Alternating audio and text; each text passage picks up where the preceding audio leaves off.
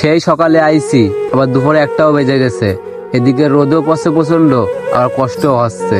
কি যে করি, আব্বারে বললাম একটা জোন দিতে, আব্বা তো আমার কোনো কথা দামই দিল না।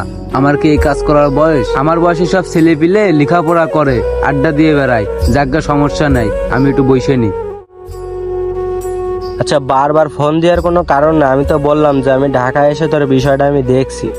আর এখানে এসে বসলাম, এখানেও রোদ পড়ছে, যাই একটু সামনে যেয়ে বসি, পুরা কপাল হলে যা হয়। আচ্ছা, তোর টেনশন নেওয়ার কোনো দরকার নেই। আমি ঢাকা আসি, আমি গ্রামের বাড়ি আসি, তো ঢাকা এসে তো যত টাকা পয়সা লাগে আমি দিবানো, সমস্যা নেই, টেনশন করার দরকার নেই।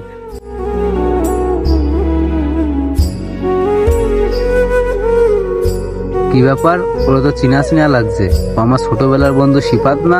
ও তো শহরে থাকে, ও গ্রামে আছে তো একবারও কিছু বললো না। আচ্ছা, সামনে যে ডাক দিয়ে দেখি। হ্যাঁ, ওইটা আমার সেই ছোটবেলার বন্ধু শিপাত। ও ঢাকাতে এসে কিছু বললো না। আচ্ছা, ডাক দিয়ে দেখি তো। এ শিপাত! আচ্ছা রাখ, আমি একটু পরে কথা বলছি। কিরে, তুই সে শিপাত না?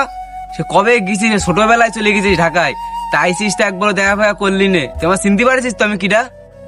হ্যাঁ বন্ধু, তোরা তো চিনতে পারিছি, তুই সেই শিয়াব না?